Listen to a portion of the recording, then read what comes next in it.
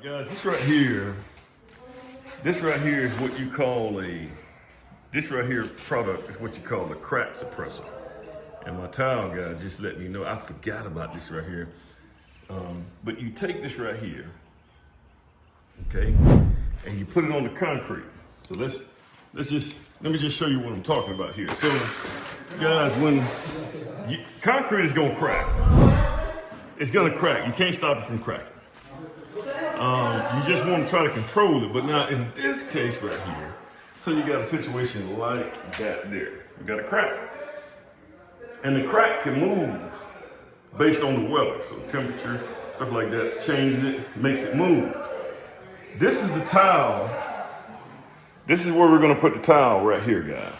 Especially right in here where you have the more expensive like mosaic tile because it got to slope a little bit. So, and this usually come in a mesh, and you really don't want this to crack, but it's on a concrete floor. So in the event that I get a crack in here, or especially in that area right there, guys, what we're gonna do is we're gonna take this little membrane here. We're gonna take this right here, which is called a crack suppressor.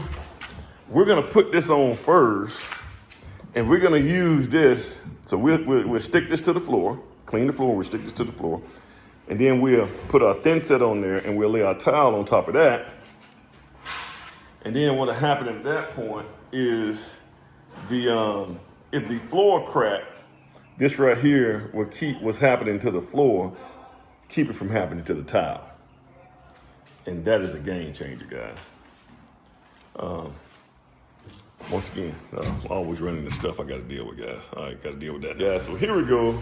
Again, this is the Easy Flex, and you're gonna put this on your tile floor. You got to clean your floor. Your floor got to be cleaned really good first. It sticks to the floor. You lay the tile on here, so anytime we have any distressed cracks that's underneath the floor, it's not gonna cause distressed cracks on the tile. So this right here is what it looks like. Roll it up.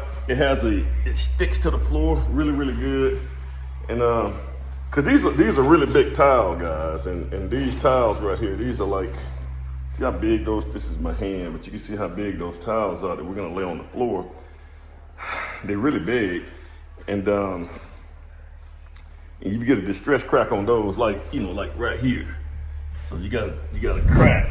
And it's just gonna happen, guys. You're gonna get cracks in concrete, man. So guys, your house is not falling apart because you got a crack somewhere.